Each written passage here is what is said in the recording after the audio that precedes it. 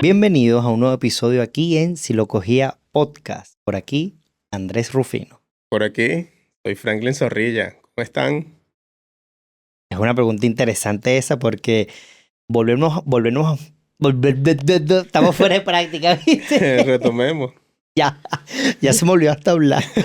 Volvemos a vernos Tranquilo. en este espacio.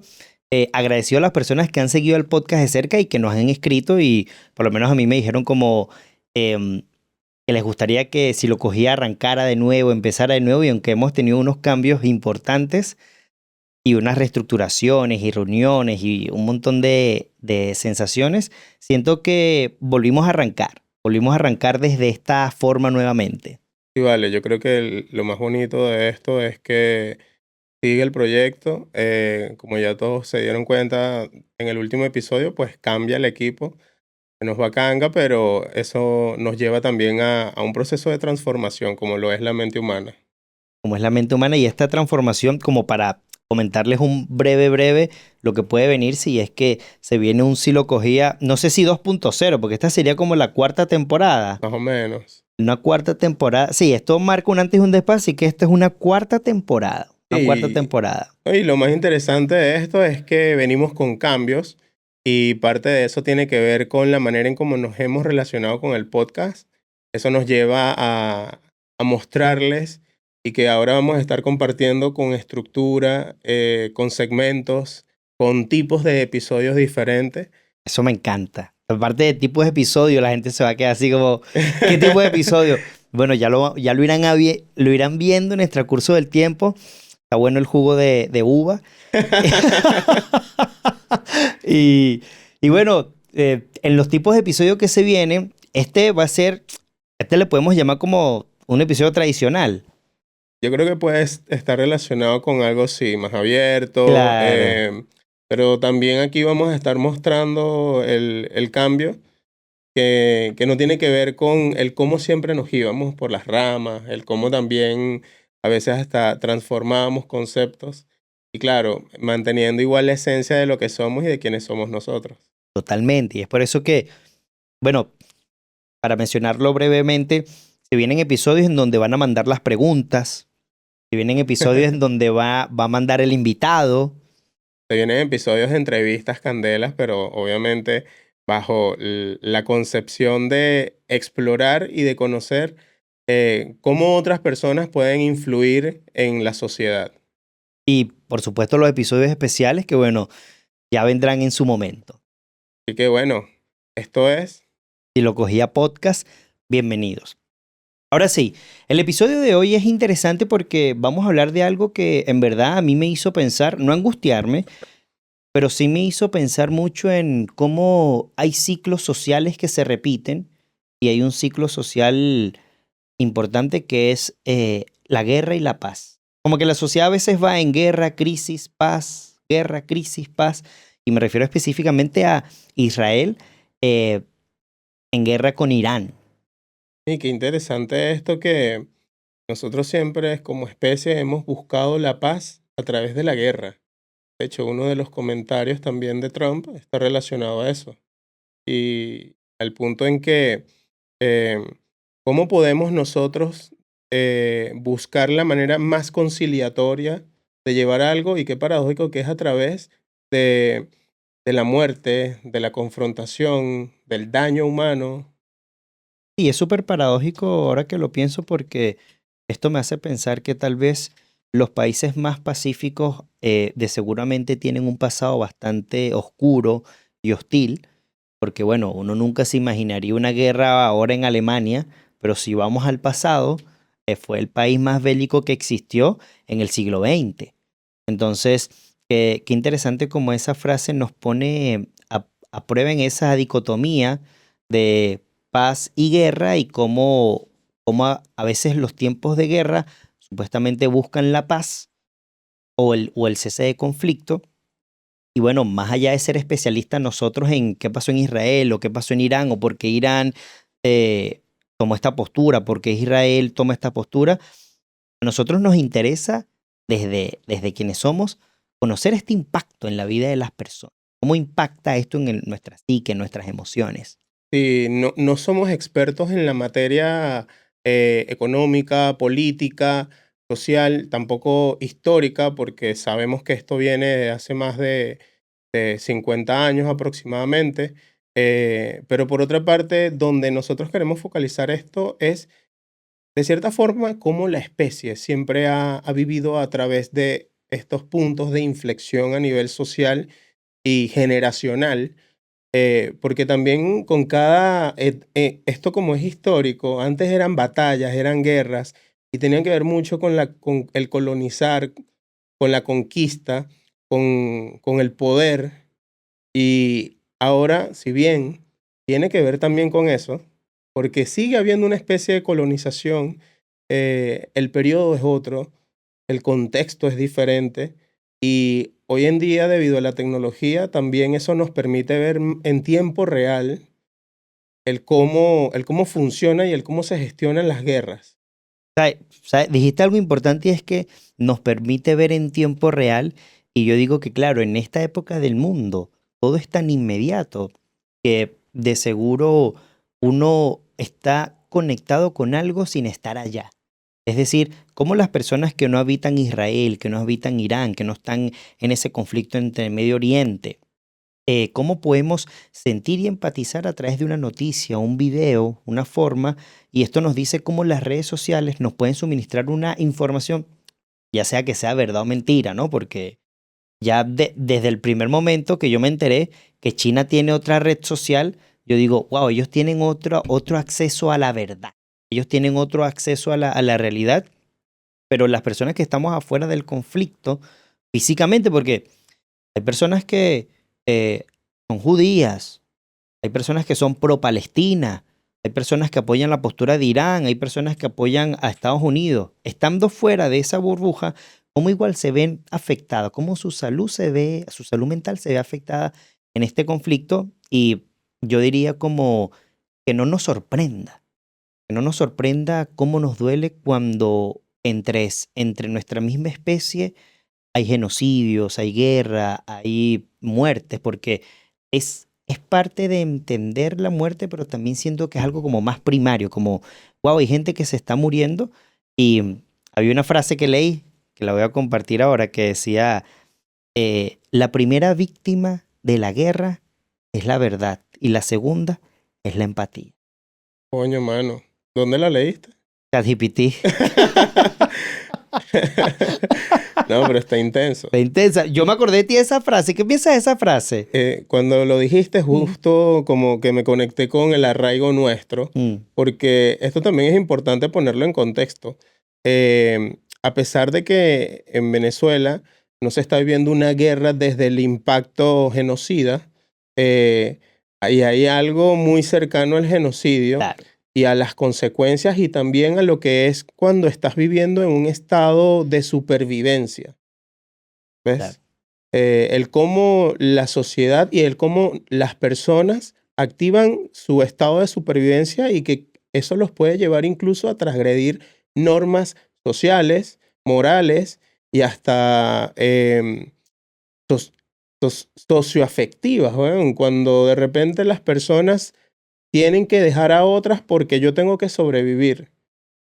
Que ahí es donde también vemos cómo la consecuencia de la guerra influye tanto en las generaciones, en las familias y en los niños. ¿Ves? Una tasa también de mortalidad que deja a los niños sin sus padres. Y cómo eso va a repercutir dentro de esas próximas generaciones cuando, si bien no viviste la guerra en un estado consciente, en un estado evolutivo humano, adulto joven, tú vives con las consecuencias. Y así también, si lo llevamos a lo macro, el cómo eso afecta al país, el cómo eso afecta igual el funcionamiento y el cómo también eso repercute a nivel mundial, que dentro de el aspecto económico, de producción del país, también emocional, weón, porque eso siempre va a cambiar al mundo, al cómo funcionan los otros continentes, y ahí meto cuando tú decías que, bueno, que estamos en Latinoamérica. Estamos en Latinoamérica como que yo tiraba el chiste que decía como a veces lo bueno de estar en Latinoamérica, Bueno, aquí hay otro tipo de crisis, de conflicto. Economía, servicios básicos, delincuencia, no sé, como algo que tal vez se regule en la primera base de la pirámide de necesidades. Pero Latinoamérica no está acostumbrada a vivir en guerra. Y eso es súper importante porque, ¿sabes que yo tengo un paciente que vive en el Medio Oriente? Ha vivido por ahí un tiempo por temas de trabajo y yo justo hablaba con él y yo decía, ¿cómo estás tú? ¿Cómo te sientes? Yo evocando eso en nuestra sesión como que para explorar eso. Y él me decía, mira, es impresionante como aquí a veces no nos informan de nada. Esto es una región del mundo que está acostumbrada a la guerra, que está acostumbrada a que este país tenga conflicto con este país, que está acostumbrado a que... Y claro, si te pones a ver el tema de la Franja de Gaza, Yemen tiene muchos años en guerra, guerras civiles dentro de África. Si subimos un poco más, em, Pakistán, Afganistán, ¿me entiendes? Como que esto es una región del mundo que se acostumbró a vivir en guerra y que tal vez para nosotros guerra viene como una imagen de Warzone o Call of Duty, de que se están echando tiros todo el tiempo, pero en verdad hay gente que hace su vida medianamente o para nada normal, pero continúa su vida como sobreviviendo y empieza una normalización de ese contexto bélico en la cultura y que para nosotros eso es ajeno. Nosotros somos más familiares con dictaduras. Nosotros estamos más ligados a migraciones, nosotros estamos más ligados a otros conflictos sociales por esta parte de Latinoamérica. Dijiste algo y es algo que siempre me ha hecho como ruido y es em, el sobreviviente. Para mí es alguien, lo voy a decir así, esto es muy de lo personal, pero para mí el sobreviviente es alguien fuerte, es alguien que ha pasado por muchas situaciones, pero no es alguien de confianza. ¿Me entiendes? Porque el sobreviviente para mí es alguien que ha sacrificado todo para sobrevivir y que eso lo transforma, lo cambia, lo transmuta a un estilo de persona que tal vez cuando tenga que coexistir con otras personas, esa conexión no exista.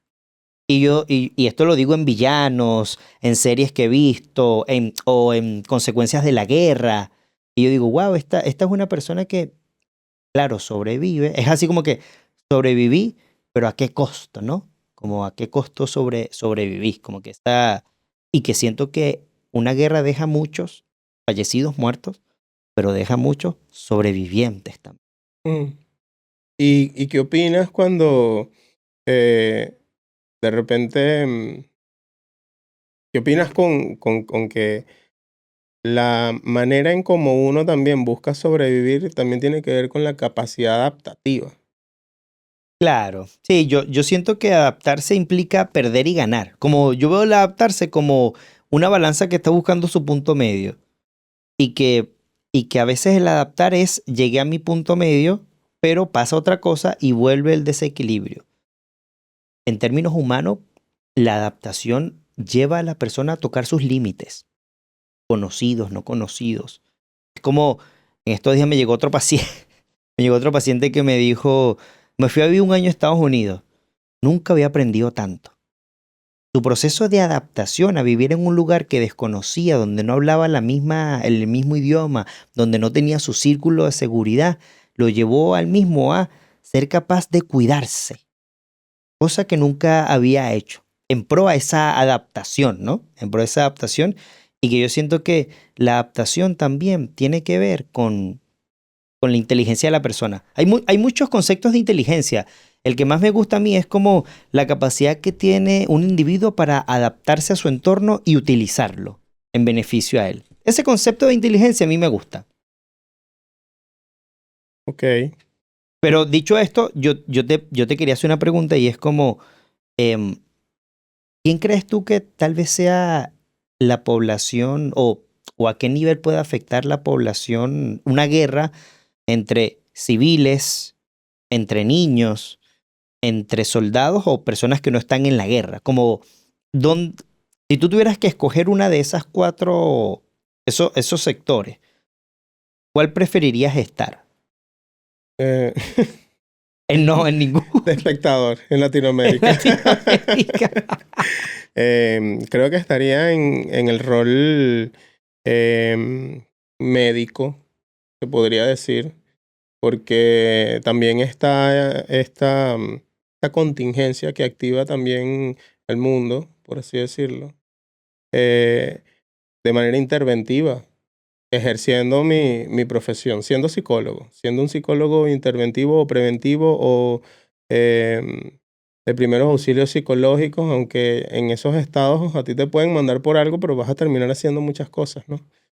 Eh, es como la posición de cierta forma ajena, pero el cómo yo me puedo conectar con eso. Claro, desde tu rol, desde quién eres. Sí. Claro. Ahora, igual nosotros, Latinoamérica también podría estar afectado, o podría llegar a estar afectado si ocurre una bomba nuclear, una ojiva nuclear. Por Claro. Latinoamérica, tardarían ¿cuántos días? 7 días, 10 días en nosotros, en que ese oxígeno también llegue de esa forma, porque eso pasa. Entonces también vemos cómo este tipo de circunstancias sociales y que afectan al todo el mundo repercute en la línea de tiempo en el cómo va a seguir avanzando esta especie, esta humanidad. Fíjate que qué interesante eso, porque ese imaginario me lleva a una catástrofe y me hace pensar en no sé si es el Dalai Lama, no, no es el Dalai Lama, pero yo a veces sigo un budista, o sea, me aparecen reels de él, que él dijo una pregunta que se hizo muy viral, que yo dije, wow, voy a hacérmela. Él dijo, ¿Qué? si tú quieres, si tú quieres saber cómo está tu estado mental, ve cuánto tiempo te demora estar sin nadie, estar solo, y cuando tu pensamiento empieza a hacer daño. Ve cuánto tiempo ocurre eso, como cuando te quedas solo con alguien, paréntesis, fuera quemado. ¿Está bien? Échate una revisadita ahí. Estamos en vivo, señores, pero me está llegando un olor a quemado. ¿A ti no te huele a quemado, marico? Hablando de la guerra. Sí. Pero ¿No? Ah, bueno, listo, se cortó. Seguimos. marico, Yo dije la guerra, la vaina, coño, huele a hueles a quema. cotufa, A hueles a cotufa cotufa dulce, ¿cierto? quemada, No, sí. eso, cotufa quemada, dale. Bueno, bello. Y talando esta vaina. Ahí está. Eso es lo que te iba a Así decir. también queda la gente posguerra. No, bueno, podemos hablar también de los síntomas psicológicos, de lo que puede ser eh, altos estados de estrés, ya sea agudo, cronificado, trastornos de ansiedad, Claro, trastornos de pánico, trastornos de estrés postraumático. Eso tiende a generar también un cambio en la estructura de la mente humana. totalmente. Totalmente. Y quiero conectar con esa línea, decir que una manera también de evaluar rápidamente nuestro estado mental es qué tan rápido mi mente genera un escenario catastrófico ante una noticia estresante, ¿ves? ¿Qué tan rápido mi mente se va a las bombas nucleares? ¿Qué tan rápido mi mente lleva esto a un escenario en donde no sobrevivo o en donde mucha de mi familia no sobrevive? Para mí eso nos habla en nuestro estado mental, que cuando quiero salir del estigma y es que la mayoría de las personas que habitamos el mundo, o por lo menos este tipo de ciudades, tenemos un estado mental muy fluctuante, y que conocer esas fluctuaciones yo diría que es lo más cercano a la salud mental. Conocer cuando estoy abajo, conocer cuando estoy arriba. Para mí eso se acerca más a salud mental porque desde mi experiencia, alguien que se mantenga en constante salud mental como que no existe o en verdad vive en un contexto muy protegido que no influye tanto en estos cambios. Y siguiendo esa línea, sí, yo siento que las secuelas de la guerra o el impacto que tiene en la salud mental es fundamental y bueno, podemos empezar por el más común, que es el trastorno adaptativo.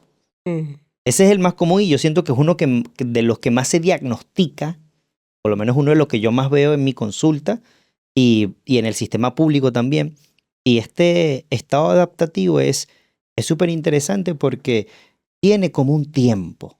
Mm, Como que te da un tiempo, como que según los especialistas y los que crearon los manuales, ellos ven la adaptación como algo temporal, no como algo permanente. Es decir, no puedes estar permanentemente en adaptación. claro, pasa que el llamado trastorno adaptativo, que a mí no me gusta presentárselo a los consultantes con el concepto de trastorno, por Claro. el estigma que tiene, ¿no?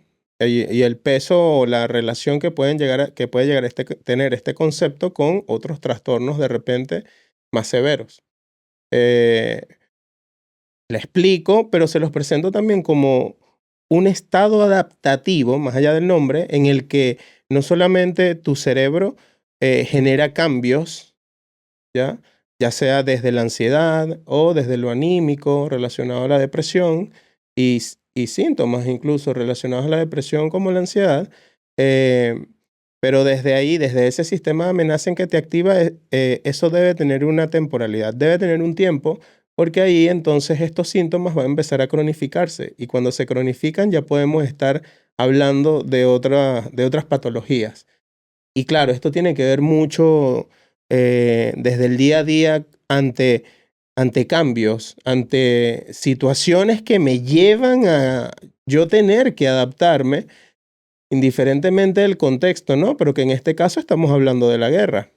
Yo siento que he estado, si no cerca, experimentándolo. No ahora, pero sí en distintos momentos de mi adultez. Yo digo, coño, esto es algo que no he experimentado antes. Este insomnio, esta intranquilidad, este, este pensamiento que me predispone al futuro o amanecer un día en bajo estado de ánimo, porque el trastorno adaptativo como que es como que abarca distintas facetas de la dolencia emocional y por eso hay gente que dice, no, depresión, no, eso es ansiedad. Y que dependiendo de la agudeza del síntoma y el tiempo y la cronicidad, como dices tú, es que en verdad se determina esta situación. ¿No? Y el cómo también, qué tanto esté influyendo estos estados en ti y estas conductas en las áreas de tu vida. Qué tan, si hay problemas, si hay muchos problemas a nivel familiar o qué tantas pérdidas hubo, me voy a quedar sin empleo de repente. Eh, un sobreviviente donde de repente una bomba cayó en el edificio y él ya sabe que él se quedó sin su seguro de vida, por ejemplo. Exacto, claro, Y, claro. y como todo eso, ¿ves? Eso, de repente se da cuenta de que han muerto, han fallecido 5 amigos, entonces tiene que contactar con pérdidas o familiares. Entonces, es importante hacer un llamado también de que a veces cuando tenemos síntomas depresivos o síntomas ansiosos, eh, esto puede estar muy relacionado al estrés psíquico, al estrés emocional y por otra parte, no tenemos que de repente etiquetarnos al tiro porque si nosotros nos plasmamos, nos etiquetamos, y que pasa mucho, uno se etiqueta, tengo estrés, tuve depresión, eh, yo soy depresiva, no sé, se escucha mucho. Eso repercute también en la relación que tienes contigo mismo. Y repercute porque, y yo digo así como, haciendo un paréntesis en esto, como que me han llegado muchas historias en donde las personas que son neurodivergentes lo mencionan en el momento en que tienen una dificultad social. Por ejemplo, me llegó el cuento de que alguien decía, em, una tipa entraba con su perro a comprar pan en una panadería. Entonces la persona, la dueña o la encargada o qué sé yo, le dijo, no puedes entrar con tu mascota acá. No, pero es que yo la tomo en mano. No, pero es que no puedes entrar, la tienes que esperar afuera. Yo soy neurodivergente. Voy a ponerme a llorar, voy a gritar. Y la señora se queda así y decía, no, no, no, no te preocupes. Entonces, mira como su diagnóstico, sea cual sea la neurodivergencia que tenga, no solo la limita a tener una mayor apertura o adaptabilidad a su entorno, sino que se vuelve como un escudo. Y ahí empatizo contigo cuando hablamos de trastorno, que es como, yo siempre hablo como que una dolencia mental o emocional, porque si le coloco un trastorno mental, viene con un peso más canónico y más científico y clínico, que la persona recibe como, como este estoy mal, o sea que, wow, en verdad estaba de lo peor. Y, y en ese contexto, yo digo que así es cuando se normaliza la salud mental. Cuando, cuando yo estoy familiarizada con la depresión, no por haberla sufrido, sino que tengo amigos que me lo contaron, o yo lo he sufrido, o cuando me familiarizo y valido la ansiedad de una persona, o cuando yo en verdad intento conectar con ese dolor de una persona de un país en guerra. Y eso yo siento que es un esfuerzo emocional que no todo el mundo, y a veces yo mismo, no estoy dispuesto a imaginar. Porque me llegó un reel horrible. Era un papá abrazando a su hija mientras caían misiles. Para las personas que no saben esto, resulta que, claro, lanzan misiles y activan una alarma y donde sea que estés no te puedes mover y tienes que refugiarte. Y luego escuchas cuando caen las explosiones y hasta que las explosiones no cesen 2 horas después no puedes moverte a otro lugar.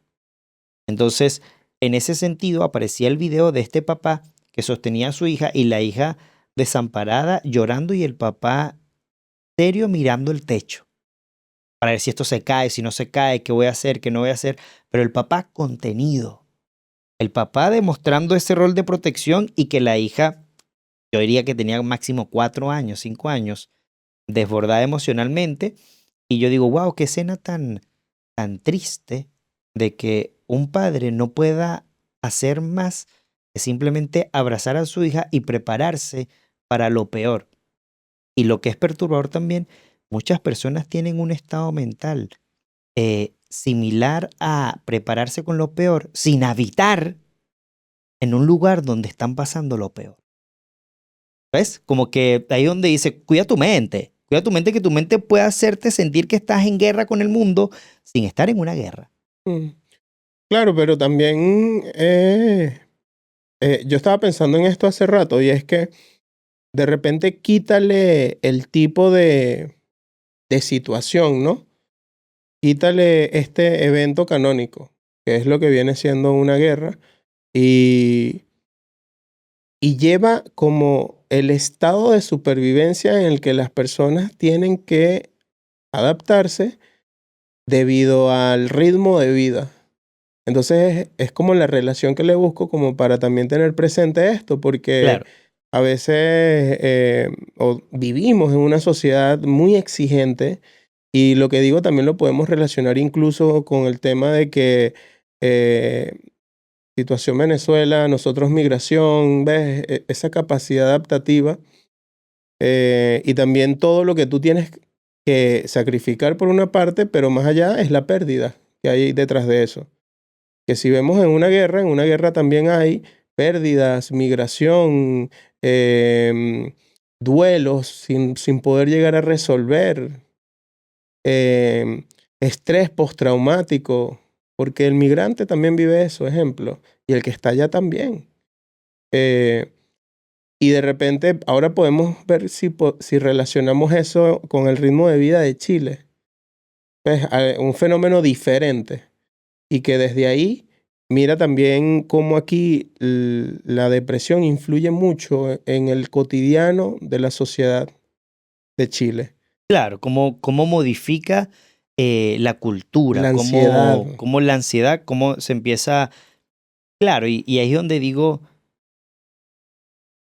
apostemos porque se normalice la búsqueda de la salud mental y no solo padecer trastornos y dolencias mentales. Sí, Son cosas diferentes, ¿me entiendes? eso es bonito porque apunta al hacerse cargo. Claro, apunta a que sí, yo sé que estoy expuesto a un ritmo de vida que me predispone a sufrir un trastorno de ansiedad, un trastorno depresivo, adaptativo, pero normalicemos el buscar ayuda en ese momento, porque si estoy en un momento, en un mundo, en una circunstancia que esto me va a llevar a desafiar todos mis recursos mentales y emocionales para enfrentarlo, en verdad lo estoy enfrentando.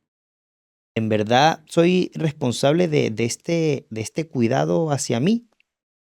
Y yo digo, a veces no. Bueno, es interesante también cómo, por lo menos nosotros estamos viviendo la experiencia de una guerra. Mira donde nosotros la estamos viviendo y mira cómo la estamos viviendo. Y mira la diferencia en el cómo. Porque hay personas que en este momento pueden estar en un hospital, en una clínica, y tantos psicólogos también deben estar allá haciendo mucho trabajo y el cómo también nosotros podemos aprender de esto, y no solo como psicólogos, sino también como elementos que integran una sociedad. Claro, dijiste eso de tantos psicólogos pueden estar allá haciendo su trabajo y yo digo así como, y los psicólogos que estamos acá, ¿cómo pudiéramos ayudar o dar como herramientas a personas que nos están viendo? Yo lo primero que haría sería, eh, es importante que puedas hablar de lo que te perturba, lo que te molesta, porque sabes que el mecanismo de racionalizar o reprimir invita al no contacto.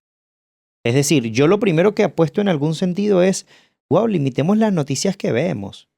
Limitemos las noticias que vemos, la información que nos llega, pero ya cuando dicen, no, Tercera Guerra Mundial, cuando veo que es algo que me puede afectar, que estoy implicado, veo, observo, y la verdad es que desde mí, yo pienso que las noticias nos dan una información que puede estar muy lejos de lo que en verdad esté pasando. Bueno, sin decirte muy lejos, este paciente me decía, aquí anunciaron que Irán ganó la guerra, y aquí anuncian que Estados Unidos fue que la ganó. O sea, que Estados Unidos fue el que separó las aguas. Dijo, pam, Mm. pam, listo, acuerdo de paz, se lograron los objetivos. Y que Israel anunció, ahora los países van a tener que considerar volverse a meter con nosotros. ¿Me entiendes? Mira cómo la información de un mismo evento puede tener tantas posturas de acuerdo al interés que se tenga de la misma. Y en ese sentido yo digo, wow, lo primero que yo haría sería, hay que hablar de esto. Como a veces hay que hablar lo malo que está el mundo. Eso me llama mucho a la reflexión, y ahí es donde también uso mi sentido crítico. Y es el cómo como especie estamos enfermos. Como especie estamos enfermos. Y como sociedades, como una sociedad también. Parece que forma parte de de la naturaleza. No importa qué tanta evolución haga el ser humano. Como que esto se va a seguir repitiendo, porque fíjate, una tercera guerra mundial. Ahora, eso me lleva a pensar en algo, y es cómo se originó y quiénes las originaron y quiénes la mantienen viva. Y siempre voy a ser crítico de la personalidad de los presidentes. Desde un punto de vista racional, más allá del puesto y el poder que tengas, es lo que haces y cómo lo haces. Y ahí es donde tú puedes ver en las consecuencias de eso, de las consecuencias em, humanas, médicas, educación, comunitarias, en cómo todos esos índices, ya sea de muerte, de pobreza, guerras, cómo eso impacta, y que tiene que ver no necesariamente con una persona, Exacto. pero qué hace esa persona ahí. Y más allá qué hace, miren cómo lo hace. Y eso no se ve, coño. Fíjate algo, nos ponemos a analizar la personalidad de algunos presidentes y podemos ver que ahí hay patologías, algunas duales. Si lo vemos desde ese punto de vista, por ejemplo, Chávez, o sea, tú ves Megalómano, narcisista. narcisista, obsesivo, compulsivo. Pero ven acá, claro, yo eso estoy muy de acuerdo contigo, pero ya sea por la noción que veo la política, pero para mí el presidente también tiene un rol mediador entre el poder, y a veces es el poder que está sobre él. Habíamos hablado que en algún punto, em, lo voy a decir así, Israel tiene una muy buena conexión con Estados Unidos porque hay una fuerte cultura de la élite judía en Estados Unidos y es como hay que protegerse, hay que cuidarse. Entonces yo a veces veo al presidente, en este caso de Estados Unidos, como alguien que media entre otras fuerzas, entre otros poderes, como alguien, o sea, yo te puedo decir que no todo lo que él diga es su voluntad. Para mí, todos los presidentes de los países en algún punto median con otras fuerzas. Te lo digo así. Para mí, Maduro media con la mafia. ¿Me entiendes? Media con algo que no controla, con la explotación minera. Media con el tráfico, ¿me entiendes? Media con otras fuerzas, solo que él es la cara visible de orden legal y de poder, pero como que no doy la responsabilidad de todo lo que está pasando a una sola persona. Detrás de él hay como un equipo entero, completo, de personas que también dicen, no, esto no, no, esto sí. Reuniones, porque a veces gobernar un país es como una Es que empresa, eso es tal, tal. eso es un monopolio. O sea, Claro, el cómo un presidente impacta en la sociedad y en un país es a través de un monopolio. mm, Eso se tiene. Eh, pero es importante verlo. claro, problematizarlo, no, no Fíjate es solo un algo, líder y ya. ¿no? Y fíjate algo, para que Maduro haga o tenga ese comportamiento en su entorno y el tipo de comportamiento que transgrede, o sea, raya la realidad de la raya, ya eso te dice algo, porque un doble discurso tan polar te está diciendo algo. Tan Claro, polar, claro. ¿me entiendes? Es como que si ahorita nosotros estuviésemos hablando de psicología, hablando de que somos psicólogos, y cuando yo me reúna con otros amigos, yo les diga a ellos que yo nunca he sido un psicólogo. No, Claro. yo tengo una vida paralela. No, yo soy un ingeniero. Y yo soy un ingeniero que va a buscar un hijo y casarse porque esa es otra realidad, ¿me entiendes? O sea, Claro, claro. estamos hablando de algo de identidad. Y de cierta forma, ahí se ve algo, por lo menos en Maduro, en Diosdado, mira, mira eso, ¿no? Claro, tú lo ves así, yo digo, de pinga, me gusta esa alternativa. Yo lo veo tal vez un poco más paranoico en el sentido de, para mí ellos saben que esa distorsión o esa verdad, mucha población la consume. Entonces, sociópata, ¿Me sociopatía, entiendes? La consume. Como que, mira, yo sé que estoy diciendo una estupidez, pero hay claro. una población de Venezuela que esto es su verdad, es su credo, es su religión, y yo voy a seguir profetizando esta religión. O sea, yo los veo a ellos muy conscientes de lo que hacen. Yo los veo a ellos muy conscientes de lo que hacen. Como que, si bien los veo enfermos validando el sentido de que todos estamos enfermos por cosas que nos dañan, que nos afectan, también por cansancio, no porque querramos estar. Yo también, como concibo el poder, es alguien que por lo menos el gobierno de Venezuela, si algo se han especializado es en cómo mantenerlo. ¿Entiendes? Yo a veces pienso que hasta esas burradas, esos chistes, para mí yo siento que hasta es parte de una estrategia. Me acerco más a la prole, me acerco más a la clase baja que no tiene tanta educación y los arropo, los cobijo, me parezco a ellos. ¿Me entiendes? Lo Yo que a pasa veces es, lo veo para lo allá, que pasa es, ahí también hay muchas estrategias de control masivo, social a claro. través del poder y a través Eso, yo lo de, veo más para allá, marico. claro, así lo veía Max, ¿Max eh, quién? mm, Maxwell, Ay, creo que era él. Él hablaba yo así pensé que como, era Maximiliano Meridio VII de la no tropa. sé quién es ese pana, mano. ¿Has visto la película esta de El Gladiador? Ajá, Dice claro, que yo de soy el traído del de... orden.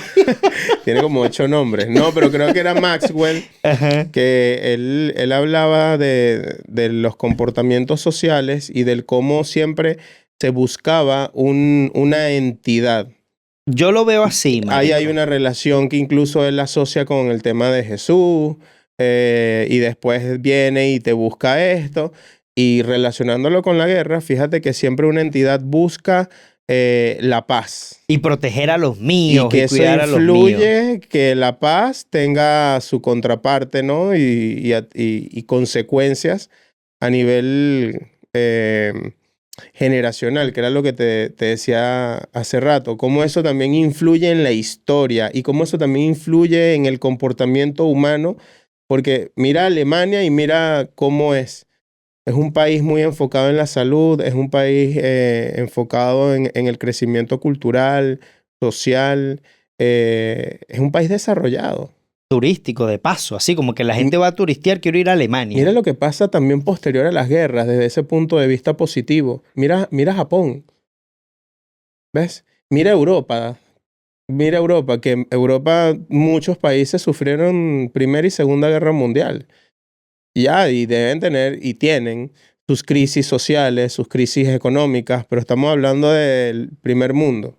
Claro, Y más allá de eso, cómo también un país crece, a partir de dónde, a partir del escombro, de la catástrofe. claro, Eso, exacto, de la exacto. catástrofe. Cómo la catástrofe influye en una sociedad desde la adquisición de resiliencia posterior a estos procesos adaptativos generacionales.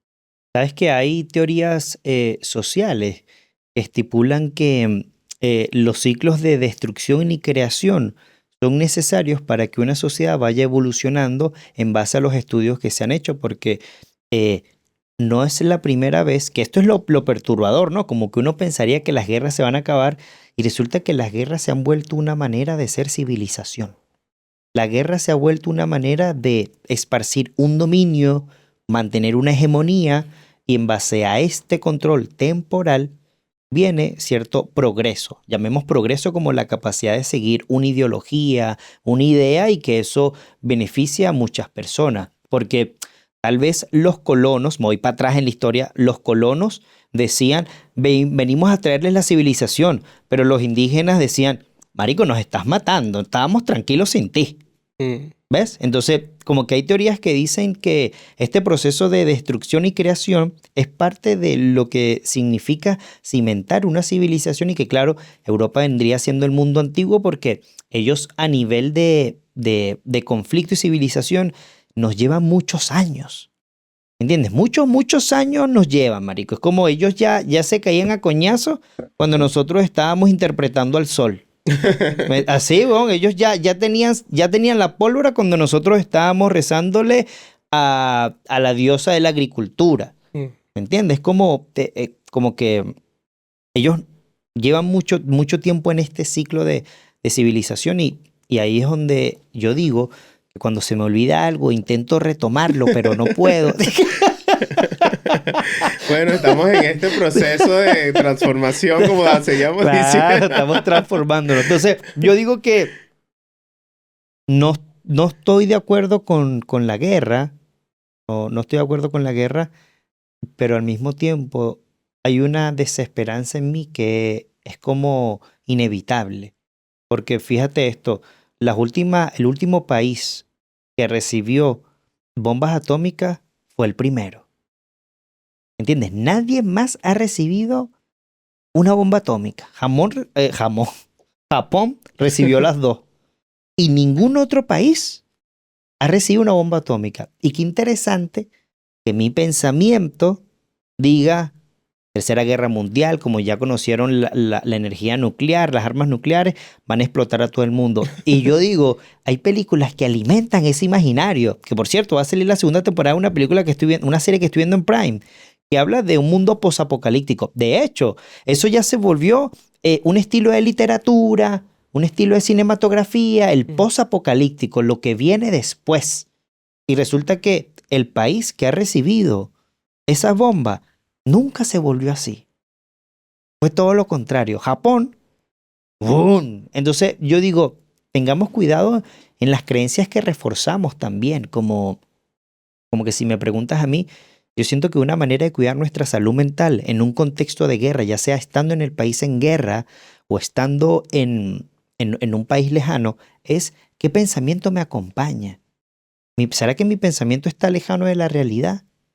¿Será que yo estoy desconectado de lo que está pasando, ya sea a un sistema preventivo extremo, como esa persona que no sale de su casa, o ya sea de un sistema desconectado, como que no, a mí no me va a pasar nada?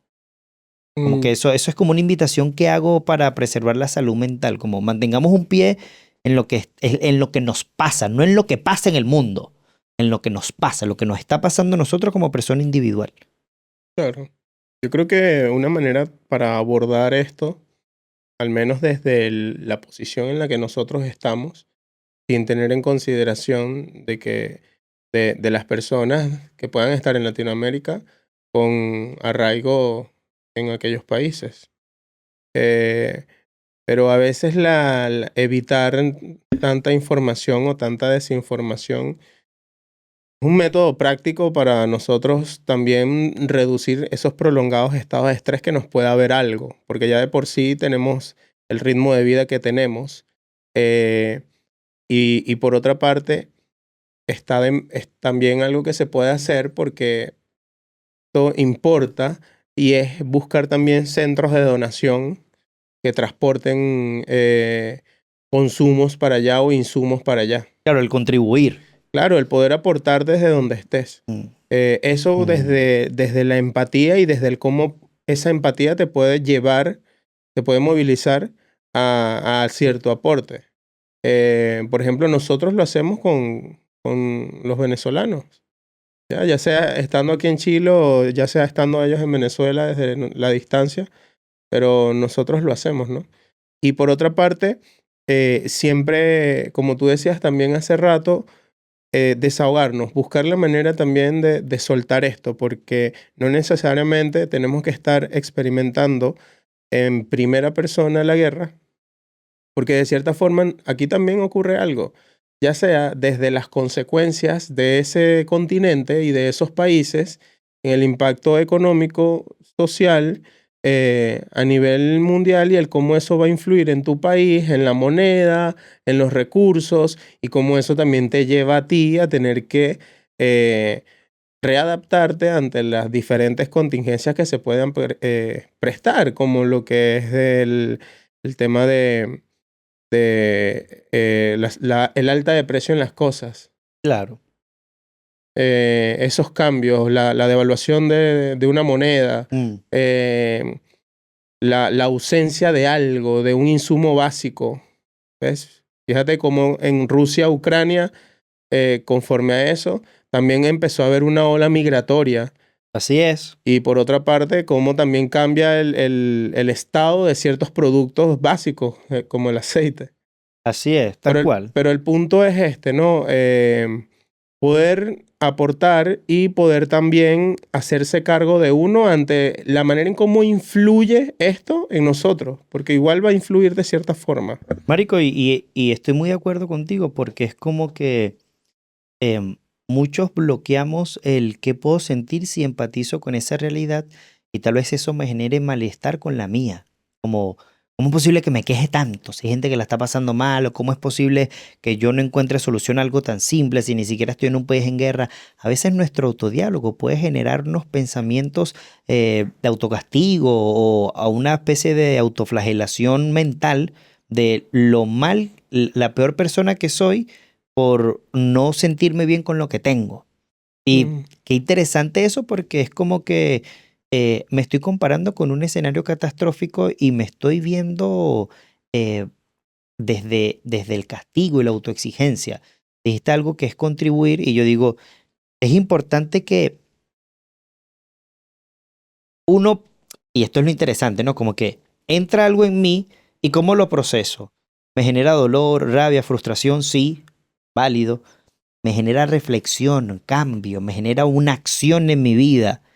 Porque yo digo así como que no se necesita estar en un país en guerra para contribuir al que tenemos cerca. Puede que un vecino esté necesitando ayuda. Puede que la persona que está viviendo en situación de calle en la esquina esté necesitando ayuda. Puede que un familiar del cual estás molesto, que no hablas mucho tiempo, esté necesitando ayuda.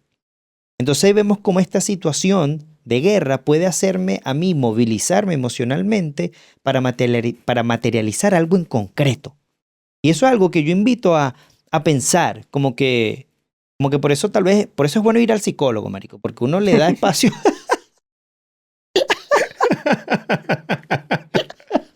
uno, uno le da espacio a esta volada, ¿me entiendes? Que el día a día no te lo permite. Sí, eso me llama mucho la atención. Yo, rescatando bastante de eso, es como esa necesidad que a veces uno no sabe que tiene esa necesidad, porque hay gente que de repente no necesita estar rodeada de tanta gente, o hay gente que de repente tiene su área social más reducida, pero poder conversar con alguien, desahogarse con alguien, a veces es una manera muy también concreta de poder desahogarnos y de poder vaciar un poco ese vasito, porque cuando se nos llena, tiene que ver con esa explosión de tanto tragar, de tanto mantener, de tanto sostener. Y eso lo puede hacer un amigo, lo puede hacer un familiar, lo puede hacer incluso un compañero de trabajo. No es la más recomendada, pero si toca, toca. Claro. Y lo más importante, hacerlo con un profesional de la salud mental como lo que puede llegar a ser un psicólogo como Andrés Rufino. O Franklin Zorrilla. Así que espero que esto les haya gustado. Este episodio es la introducción a otro cambio y acompañado de Sergio, de Andrés, de mi persona y posiblemente también de otro tercer. Otro tercero. Vamos a ver quién es el afortunado o el afortunado. No se sabe. Así que no olviden seguirnos, no olviden suscribirse y nos vemos en otro episodio. Cuídense por aquí, Andrés Rufino, si lo cogía podcast, cada comentario va a ser respondido, así que atrévanse a escribir. Por aquí soy Franklin Zorrilla. Chao, nos vemos. Luego.